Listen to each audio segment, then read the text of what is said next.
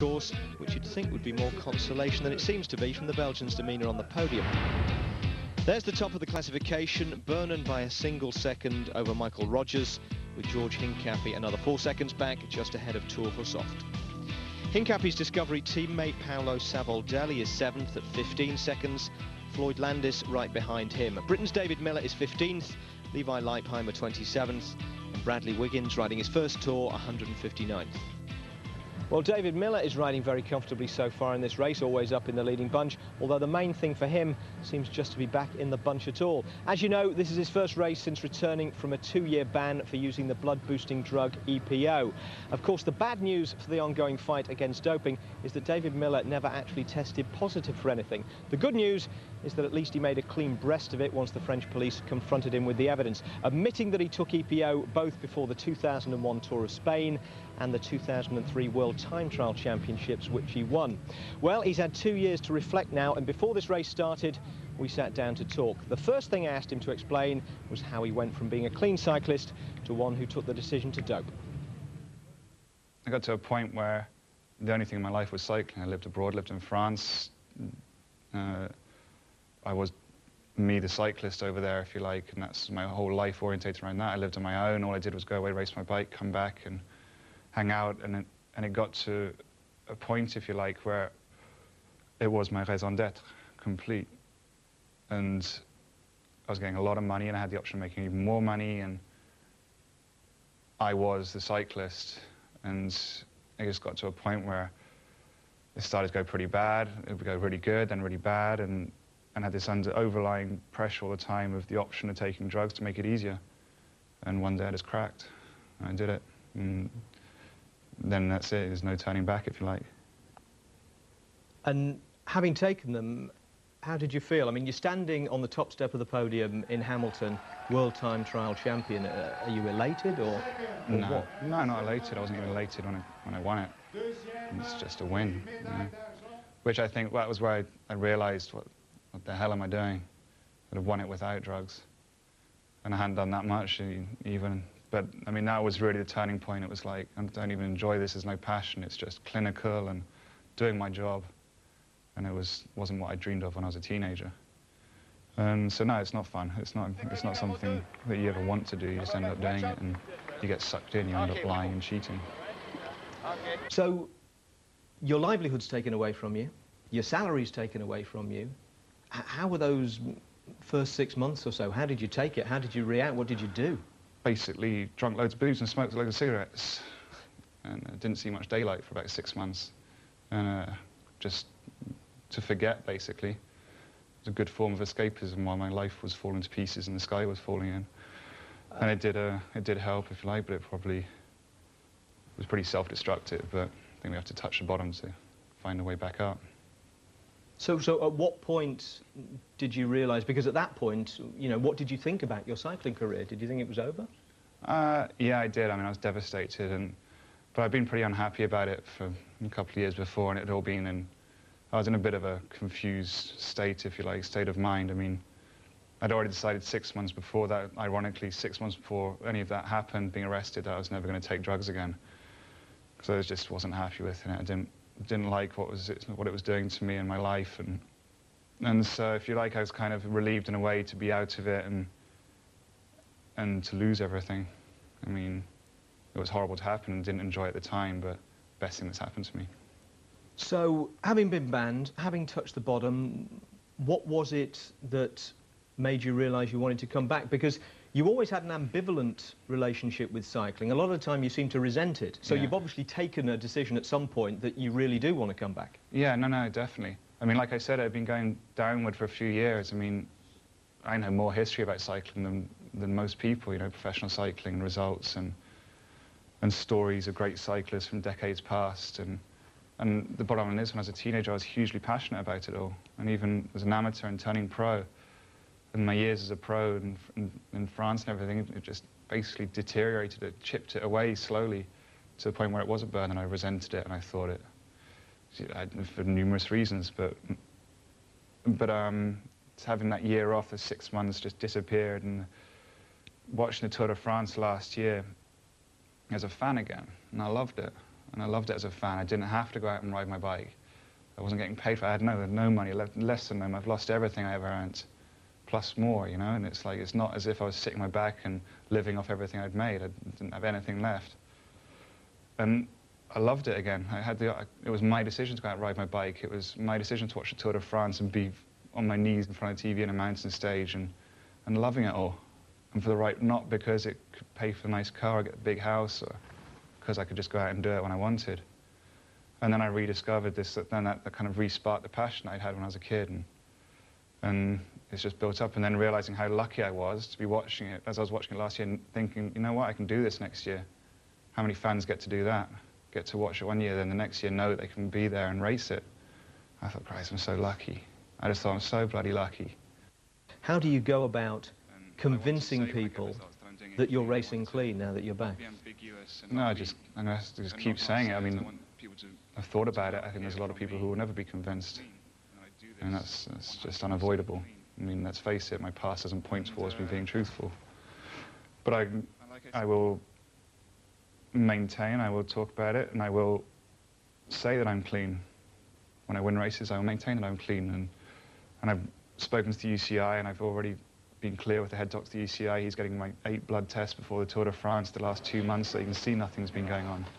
There's no point in me handing it off to people left and right. So my blood tests, I thought I'd do the 2 months before the Tour de France, every 10 days, 2 weeks, my blood tests, and I'll give them to Mario Zorzoli so that he can be sure and he can stand by me if people do doubt me, because he's the person that probably knows the most about blood doping and EPO use, and he can see if somebody's been manipulating their blood. So I personally want him to see what my 2 months before the Tour de France have been, so that he can stand by me if people do doubt me.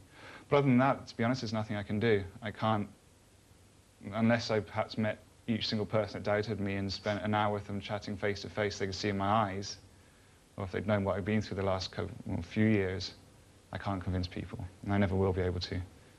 I just hope that my results and my comportment, if you like, the next few years will show.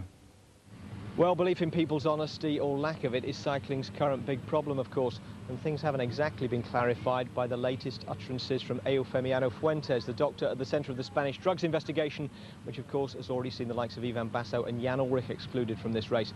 Speaking on Spanish radio 2 nights ago, he said both that there were riders on the published list whose names he didn't know, and that there were riders he treated who hadn't yet been named and were still in the race. So, as usual, the worst of both worlds. Some people obviously still getting away with it, while clean riders labour under the general cloud of suspicion that hovers over the entire sport. In the meantime, we continue to bring you the race. Here's today's route. And it's over 200 kilometres for the 4th day in a row. 225 to be exact, from Beauvais to Caen, with 4 small climbs along the way and the usual 3 bonus sprints. Talking of sprints, Thor Hushov's rather harsh relegation from 4th to 148th yesterday for irregular sprinting cost him 24 points in the green jersey competition, dropping him from 3rd overall to 5th, nearly 40 points behind Robbie McEwen. So barring injuries to the riders ahead of him, the defending champion is pretty much out of this year's reckoning. There's the rollout at the start in Beauvais, and another Beau day, at least at the start. Chris Boardman, what are the prospects for racing conditions today? Well, there's certainly no dramatic changes to what we've seen thus far, although today there is a much stronger risk of those showers coming in. The wind's perhaps slightly fresher as well, as is the temperature, and as they get towards the coast, that might be a bit of a problem. So crosswinds possibly in prospect, and just a pair of escapees today going out at the 20-kilometre mark. The smallest man in the race, 5'2", Samuel Dumoulin, a Frenchman on a French team, AG Desert, and Björn Schröder, a German on the Italian Milram team. Now, with only 2 in the break, the 2-second bonus for 3rd place in the sprints was up for grabs. Of interest to Michael Rogers, of course, since he's only 1 second off the race lead. All right, as we pick up commentary, Dumoulin and Schröder are still in front and hoping to hang on to the finish. These are the 2 leaders then that we're with now, and sitting at the back here is Björn Schröder, setting the pace as he has for much of the day, in fairness, but they are working together. Is Samuel Dumoulin still holding a lead of 5 minutes at Pont-l'Evêque.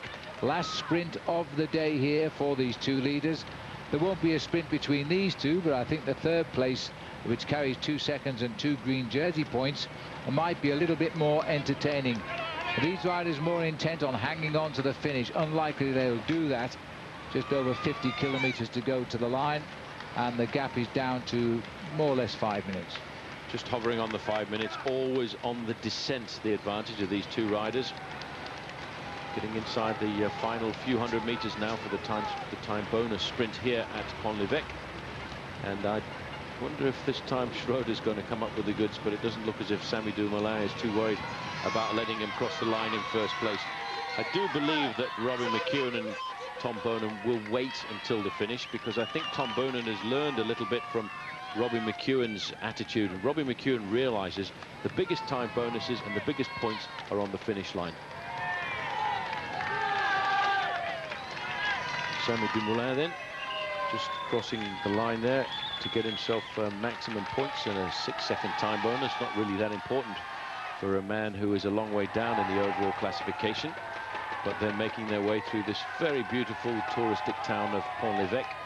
Get a chance to see, if you see the big wooden beamed buildings, that's very much typical of this part of Normandy. So there's confirmation at 50 kilometers to go. Dumoulin gets the points ahead of Schroeder on the front. Corrections just behind him, Juan Manuel Garate. These guys have got to do an awful lot of work over the next few kilometers. There's Chris Horner just a little bit further back. Michael Bogaert in the red, white and blue, the Dutch national champion. Nickname is the Boogeyman. There's Floyd Landis over to the right in the dark glasses. Got a number of teammates up alongside him. Always got riders. This is Nicolas Jalabert moving forward as well, a teammate of his, the brother of the famous Laurent Jalabert. There's Robbie McEwen. Now again, Johan van Sommer has decided to jump off the front, and I think that's to retain the status quo. Well, we could have read that one, Paul, I guess. Well, it's good. I think it's probably an agreement between Robbie McEwen and, of course, Tom Boonen to say, well, let's just put a man off the front so we don't have to battle it out, and we can duke it all out once we get down towards the finish line. And that, I think, is probably the most sensible thing, because then we'll see who is the fastest man. If Robbie McEwen gets the win at the end of today's stage and Tom Boonen does not place in the top three, Robbie McEwen is going to be the new leader of this race. And McEwen, you know, Phil, is such a calculator. Oh, yeah. He knows that when it comes down to the individual time trial, he's going to get blown away, because Robbie does not like the time trial, doesn't like riding on his own. He thrives on the peloton. He thrives on finding his way through the pack. But he also knows he needs to get a bit of publicity in Australia. And Michael Rogers, he's thinking, is probably going to be the next leader of the race. Well, I'll tell you what, when Robbie isn't a contender for stage wins, we'll probably see him entertaining us in the high mountains, doing wheelies on his bicycle, because he was a great BMX rider, he's a terrific bike handler, calculates how much time he needs to get in and beat the time limit of each daily stage, and then he'll live to fight the sprints towards the end of the last week. Here we are under the banner, third place for Johan van Someren. 3 times he's done that today. 3 times he stopped the big boys bothering to sprint. Well, certainly, but that's his job. That's part of being a team helper, to making it just a little bit easier for the team leaders at the end of the day. But to finish that little story about Robbie McEwen calculating the time to stay inside the elimination in the mountains, I know exactly what you're talking about, because that was something I had to do on a lot of occasions. I had a big aversion to the mountains. I suppose you could almost call it an allergy. To put it into perspective, some of the guys, like the man we're looking at here, Johan van Someren, all the big riders from the flatlands of Belgium and Holland who can't climb, you can lose up to 30 or 40 minutes on a single mountain stage. And that's just the difference between the pain that you go through trying to get over these mountains. It really is quite a horrendous thing to have to do. But everybody wants to do it, everybody wants to finish, and that's why the sprinters like Robbie McEwen have such a hard time in the mountains. But if McEwen wants to win the green jersey classification, he's got to drag his body over all of those mountains and make sure that he doesn't get eliminated, because it's no good winning a lot of stages on the flat and then not having the energy to get through the mountains, because you can only win the points competition if you manage to get around the whole of the event. Hi, I'm Vyacheslav Ekimov.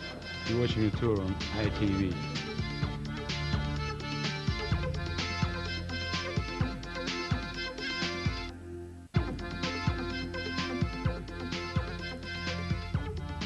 Welcome back to our coverage, stage 5 today on the highlights program here on ITV4 of the Tour de France. The riders coming up to the Normandy coast and to the finishing line here in Cannes, and this of course is where we commentate from. Remember, keep your emails coming. We're enjoying answering them. Here's the address for you. Also on the same website, You'll get podcasts from Chris Boardman and from Matt Rendell. Right, emails today, and the first one is coming in from Paul from Smarden in Kent. Yesterday, he says, there was a lot of chatter about Robbie McEwen getting a lead out. Paul, what does that mean? Well, I don't know if you remember in the past, there was a man by the name of Mario Cipollini. Although he was one of the fastest men in the world, to get him up to top speed, he used to use 4 or 5 teammates to lead him out to the line. They used to peel off over 5 kilometers, 4 kilometers, 3 kilometers, and end up with one final lead-out man to catapult him to maximum speed inside the last 200 or 300 meters. Fognini goes for the line. The lead-out man will swing off, probably to our right as we watch. No, our left, he's gone. Because what the sprinter needs to be able to push speeds up to 70, 75 kilometers an hour is a catapult effect coming out of the slipstream of the rider in front of him, who is his lead-out man. Cipollini, 4 in a row. He goes back to 1930, and he's got the win again. Unbelievable. All right, well, the next one comes from Julie in Wrexham, and she asks the question, who are the oldest and youngest riders on the race this year? Well, the youngest rider is Thomas Lockvitz of Sweden. He's only 22 years of age. He's the new national champion of Sweden as well, and he is a great talent. The oldest, well, we know he's a great talent. His name is Vyacheslav Yekimov of Russia, and here he is. So I'm 40 now. I'm turned 40 this year, and this is my 15th Tour de France. And I finished 14, so I don't know how I'm doing that. I think I'm just because, in fact, that I love cycling and I love the atmosphere of cycling. And this is the biggest dream we can ever come true, just being a Tour de France. That's why I'm here. What a great character Slava Ekimov really is, and at 40 years of age, still able to compete at professional cycling at this level. And I can tell you that Paul Sherwin here, he stopped cycling at 32 years of age. All right, on to our final email then. This is coming in from Sol in London, and he asked, this is now such an open race, how many riders are capable of winning the Tour? Well, there are quite a lot. This is what the bookmakers think, and as you can see, the odds are very varied, but very good prices if you fancy a flutter. All right, Paul, which one will win? Well, I'm not a betting man, but I think actually I'll make a sentimental bet on George Hincapie. All right, well, we'll see as the race goes on. Still a long way to go on the Tour and today. Let's get back to the action. Only 2 British riders in the race this year. Bradley Wiggins, he was in the breakaway yesterday. Looks like we've got a problem here. And this is what happens, and a lot of Sonia Duval riders involved here. Well, I think I told you they were riding at the wrong part in the main field. This is definitely not the place to ride. This is where the accidents happen. You have to ride in the first 15. The stress, there's not going to be a major problem because you might just see on the right-hand side as Moncoutier is having a problem here. The yellow jersey was having a rest stop. It's David Moncoutier. He's back up. Not too much of a problem. This is what happens at the back end of the main field. This is where the accidents happen 9 times out of 10. I know poor old Oscar Ferrer had his accident in about the first 35 riders, but seriously, if you want to be a top professional bike rider, stay at the front, stay out of trouble, don't go down in a crash. A little bit of chaos. I think they'll all come back together because the fact that the yellow jersey of Tom Bonan had just stopped at the side of the road there for a natural break indicates, and in fact here is Tom Bonan, so there won't be a pressure on the front from his team, Team Quickstep, so that'll give Bonan and the rest of the riders in that accident a chance to catch back up. So there's Bonan. The rider in the blue jersey with the yellow cross on it there is the champion of Sweden. That's Thomas Löfqvist. He's also the youngest rider in the bike race. This is the fastest man on time in the bike race, the yellow jersey of Tom Bonan. I think just in front of him there's a Quick-Step rider, so one of his teammates has stopped back to look after him. And in fact this rider here from Cofidis is going to drop back as well because he will try and go and pace his teammate David Moncoutier back into the race. That was Iban Parra, the Colombian rider, in the red jersey, just going backwards. You get a chance to see the magnificent bike of Tom Bonan. 17 victories to his credit so far this season, and he certainly is a magnificent athlete. He will try and get himself, I'm sure, a stage victory one day or another. He's had 63 wins since he turned professional. Well, Paul, it just confirmed everything we said. Isaac was also involved, and he said it wasn't the place to ride at the back. It's the risk you take riding at the back end of the main field, but they are very lucky in the fact that Tom Bonan had stopped for a rest stop at that point, which is why there are not too many blue jerseys on the front, so they'll catch up quite quickly. But all of that, Phil, adds to the stress It adds to the pain, it adds to the extra fatigue of the first week of the Tour de France, and that's why we have a first week before we get down to the mountains. Otherwise, it'd just be a mountain climb. Well, the gap is 4:38 at the moment. If you're just joining us, the two leaders are Samuel Dumoulin of France and Bjorn Schroeder, Germany, and these two riders are about 4.5 minutes clear. But at one stage today, they were over 12 minutes ahead. The leader of the Classement par équipe, which is the team race, is Discovery, and those riders now nicely settled within the bunch. All of them, including the Vyacheslav Yekimov. Well, they're only leading that competition by a second, but that will all change in the time trial, and it might even go to their advantage. This is Garate, who swings over. Christophe Moreau, the large rider in the blue and white jersey of AG2R. He could ride very well. He's actually not too far down in the overall classification either. He's currently lying in 14th place after a very good prologue time trial. A little bit upset, I think, with the team management of Crédit Agricole, because he learned in the press during the course of last year's Tour de France that his contract wasn't going to be renewed. And he did say he wished that the team had actually discussed it with him beforehand, and he didn't think that that was really the right way to learn about it. No, well, I think he's probably right. You don't want the journalist to tell you when you've got the sack, do you?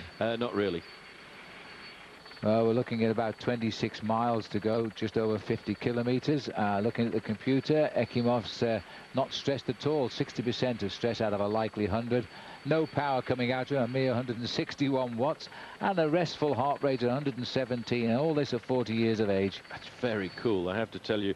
The important thing about the wattage output, normally, if you're riding an average training ride, you'd be riding at around about 200, 250 watts. So Vyacheslav Ekimov today is not even producing the wattage that he would on a training ride. Once you start to push it up high to a time trial type performance, you're looking at around about the 450 watt output. And the sprinters, we have figures on Tom Bonen, for example, can produce over a short period of time 1,800 watts. I'd like to see Robbie McEwen's figures. Absolutely. 4:27 the gap here. Salut, c'est Samuel Dumoulin. Vous suivez le Tour de France sur ITV.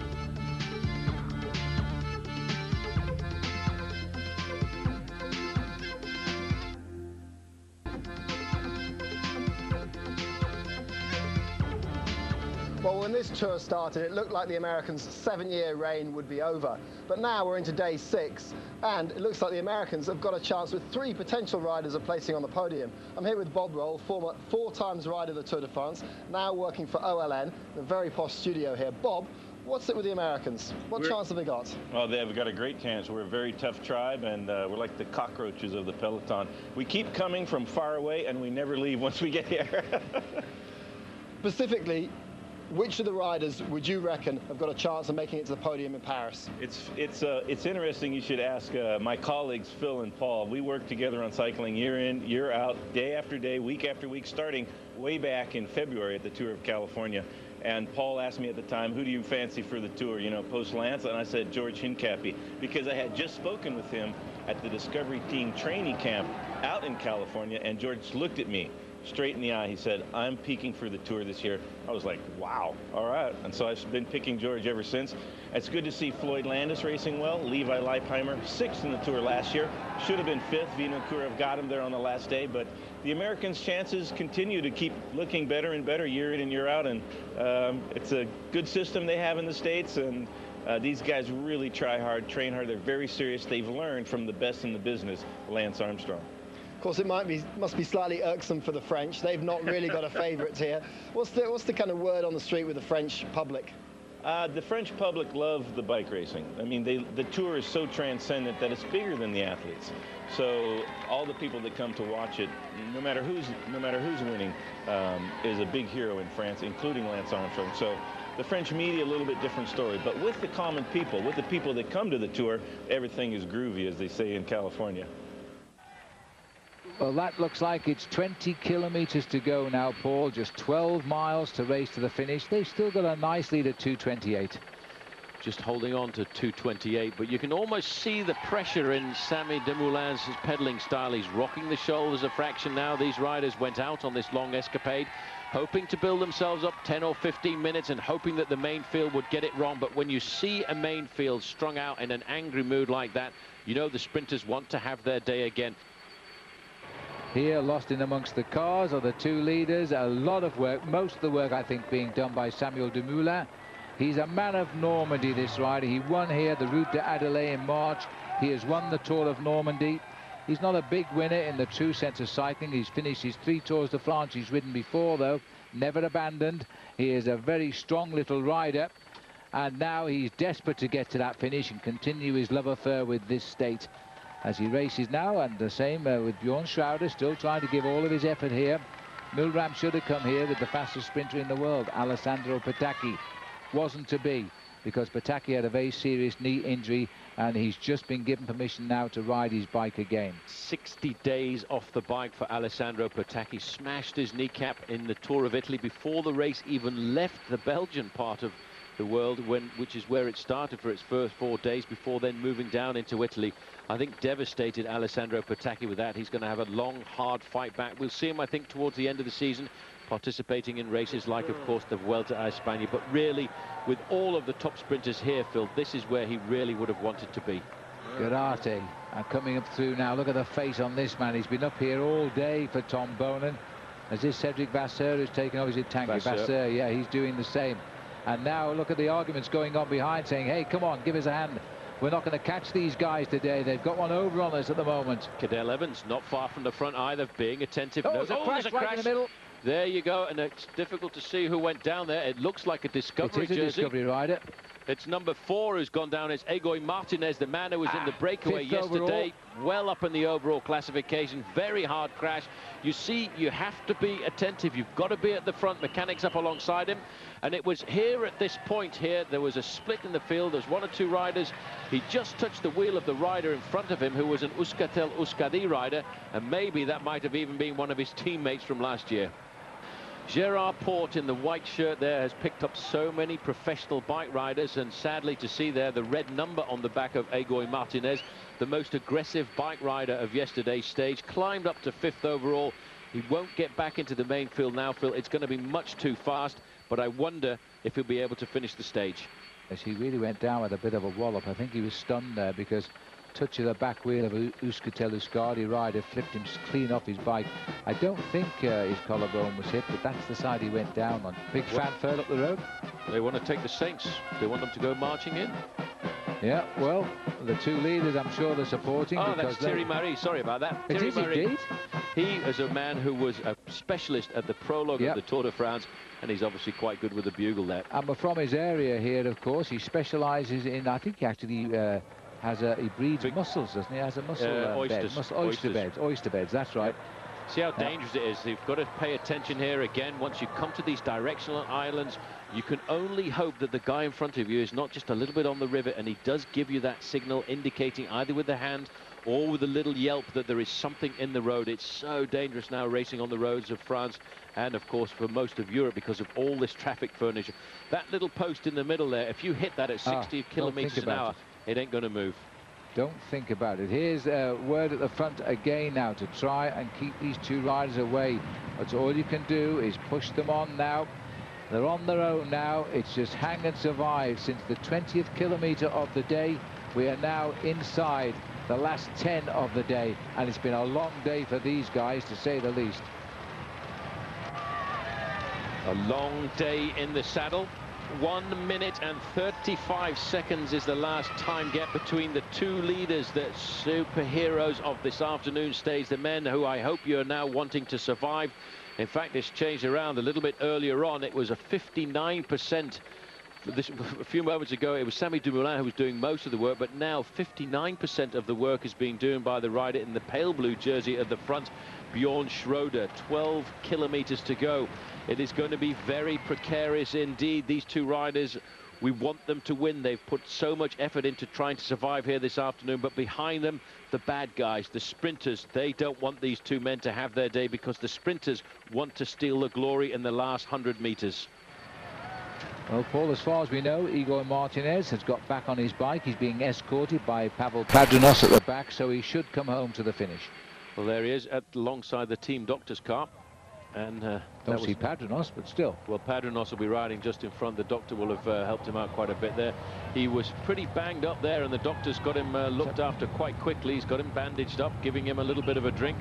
These doctors are pretty impressive guys. They work on the road. They're working here at 35 miles an hour to keep the rider nice and safe, to keep him in the bike race.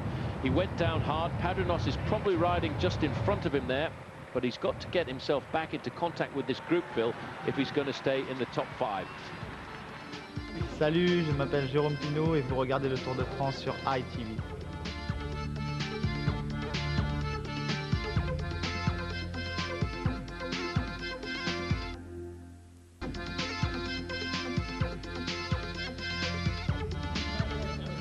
Well, apart from the showers, today is shaping up very much like yesterday, with a small group of riders being allowed to slip up the road, mop up the points and discourage anybody from attacking. Quick Step are going to need to do something today, and actually, with the lack of hills and these nice straight roads, their traditional tactics might just be the ticket for the run into calm. Tom Boonen, after his sound drubbing from Robbie McEwen, needs to do something to stop the last of his self-confidence from ebbing away too.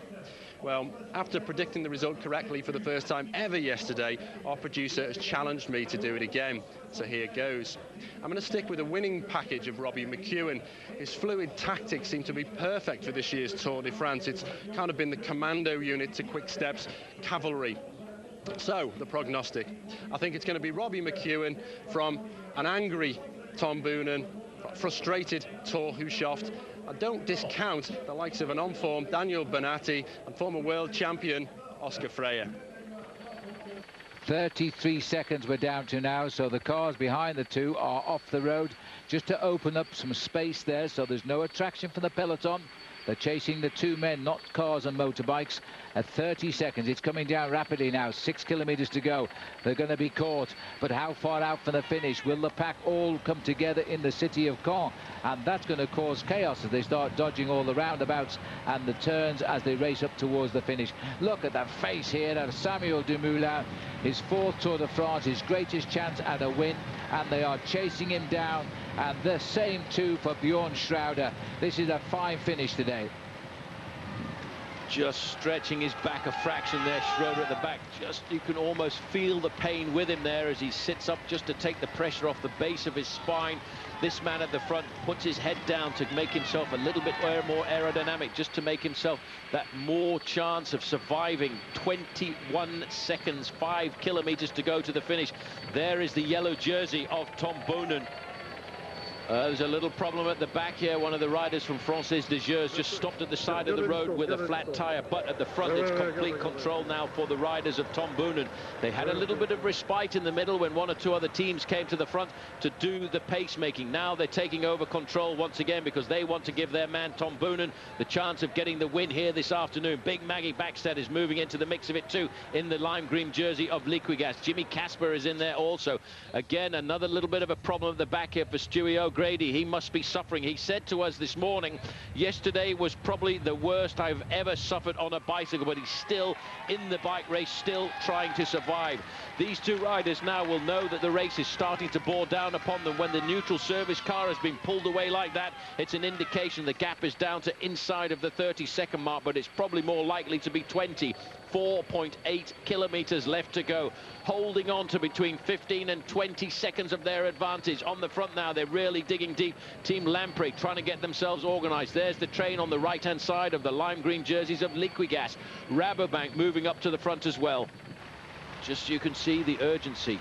This is the last hope for these two men. So Zabel, well, let's hope that Zabel doesn't have a flat tire in the running now, Paul, because his team is bringing up to the front in the rear. They've got no choice. They know that the young man on Zabel's team here, I'm afraid his mileage is numbered now. Well, the official gap coming across from race radio is 12 seconds, but that's really just not so important for the riders because the peloton can see them.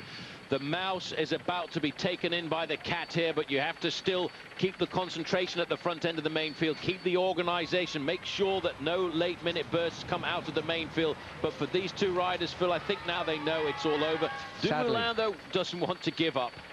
No, and why should he? But he's over. They're right onto the North Sea coastline here now, and that they've got them in their sights. Remember that the wind at the moment is slightly favourable, but they'll turn against it to come up for the finish. Schroeder looks over his shoulder. It's a horrible feeling. 109, another crash gone down there, just in the middle. Somebody's touched wheels. 197 kilometres they've been away, and this is another crash. Concerning here, looks like Van Summeren has gone down on the left here. A Milram rider is also down, Agri Turbel. It is so dangerous at the front end because you've got a certain amount of space of the riders at the front end of the peloton, and what is happening is you've got the riders who want to be up there in the overall classification, mixing it in with the sprinters. That's where the crash happened. You see the reaction immediately. Everybody moves over to the left-hand side. That causes great confusion in the run into the finish. When Summeren is down, I thought for a moment it was David Zabriskie. I don't think it is Zabriskie who's gone down with him. This is Van Summeren remounting, his teammate asking him, well, they'll just get up and ride to the finish now. Their day is done. And as we get into 1.7 miles or so to go now, just a handful of kilometres, 3, and we race up now. Big Magnus Backstedt drives on now. Can he get Luca Paolini into a surprise win of the day? Milram over in the light blue, looking for Eric Zabel. Eric Zabel will be moving up through the middle. I haven't seen Robbie McEwen, but you can count your bottom dollar. Robbie McEwen is right in there with the mix, waiting to come out at the last possible moment. There was the yellow helmet. You just see it every now and again. The dark yellow helmet is that of Tom Boonen. He is right on the tail of his teammates, and this time, Phil, he's got a couple of teammates. That Magnus Backstedt over on the right-hand side. I said, Wolf, that's enough for me. I'm going back now. Leave it up to the other guys at the front end of the main field. Now, it looks as if Quick-Step have got the power at the front, but it isn't Quick-Step. It's Milram wrapping it up for Robbie McEwen, for Tom Boonen, and, of course, the man on the front is doing it for Eric Zabel. We are scorching down the wrong way in a one-way street here. We're all going the right way, though, at 2.2 kilometres to go now. The rider on the front keeping the pace as high as possible, hoping that his teammates are looking after Eric Zabel as they make that sharp right-hand corner. And this is where we see the corners now. If you're not near the front, your chance of winning for the day are over. And that's the end of the effort by Milram. Now it's up to Leaky Gas to try and lead out Luca Paolini. This is going to be the best led-out sprint we've had in the Tour so far. Up into 5th position there was Tom Boonen, but right on his wheel there's a very dark green shadow. That is Robbie McEwen. McEwen not far away at all. He knows which wheel he wants to follow here this afternoon. They're going round the corner. Boonen's now dropped down into 5th position. McEwen is right up there. Zabel is not far away either. We're now inside of 2 kilometres to go. The big final burst here for Liquigas. They want to make sure it's into a big long line. They do not want a disorganised sprint like we've had the last couple of days. Well, there's no way he's going to sprint for 1.3 kilometres here, because it's Bram Tankink, I think, bringing up the rear. They've shut them all down. They've got it. Now Boonen is in a perfect place here at 3/4 of a mile, or just over a kilometre to go. He is third wheel on his 2 teammates. They are positioning the missile to race for the finish at 1 kilometre. It's still a very long way with just 2 teammates left in front of him. There, the last man to go will be Matteo Tossato. He's the big man who will try and launch Tom Boonen into maximum right up there as well. Jimmy Casper's mixing it with all of them, but the train has been taken over now because Eric Zabel is up into 3rd. Zabel, you know, is an ever consistent man. Tor Hushoff coming up through the middle as well with his lead-out man trying to place himself. McEwen over there on the right-hand side. He's got big head. Stegerman's leading him into the last 400 or 500 metres. Oh, and a touch of wheels again. Well, into the home straight now. Watch the centre picture. The green jersey has got the perfect lead out. McEwen. Boonen has been watched away once more. Now, is this going to be 3 wins in the first week for Robbie McEwen? He's got the lead out. He's hesitating to attack. It might be a mistake because Bowden's gone over him. And McEwen actually waited. Now Big Tom has gone. And watch this. Oscar Freire far left of the picture. This won't go wrong now. Tom Bowden is moving across into the slipstream, being challenged all of the way, but on the line. It's gone to Oscar Freire. Bowden Frere beaten by the width of his tyre. I don't know why Robbie sat up. He tried to change tack too late, and Oscar Frere has pulled out one of the best sprints of his life there. Well, that's his second win in a stage at the Tour de France for Oscar Frere, but he is an unbelievably good bike rider. He knows how to time it to perfection. He caught everybody off guard here. He went on a sprint all on his own. McEwen there at this point saw he wasn't going to get it. Tom Boonen was trying. He went to the left, he went to the right, he came up through the middle. I think we will see Tom Boonen just getting himself second place there, but look at this. Oscar Frere, you don't win world championships as many times as this man, Phil, if you can't pull out something special. Frere's second stage win in the Tour, 4 years after his first, and Tom Bonen's second place this week. Inaki Isasi of Euskaltel took third, Gerolsteiner's David Kopp fourth, and Robbie McEwen fifth. Let's hear from the winner and losers then, starting with Oscar Freire. Todos los sprints son difíciles. Yo creo que había muchísimo peligro y bueno, pues creo que el llevar una buena colocación es importante y estaba bien colocado. He arriesgado, he salido muy lejos y bueno, al final he aguantado. I've held the green jersey. I've given away a few points to Tom today at the finish. It was a really hectic finish, so there's a big crash, about 4K to go. And my lead-out man, Stigmans, who did such a perfect job yesterday, his timing wasn't quite there today, and he made a mistake with the distance boards in the last kilometre. He thought he saw 200 to go, but it was actually 500. And he took off, and then he'd gone as far as he could, but left me on the front into a massive headwind with 300 metres to go. So I had to sort of just prop and wait and gamble on getting back in the wheels and having another go.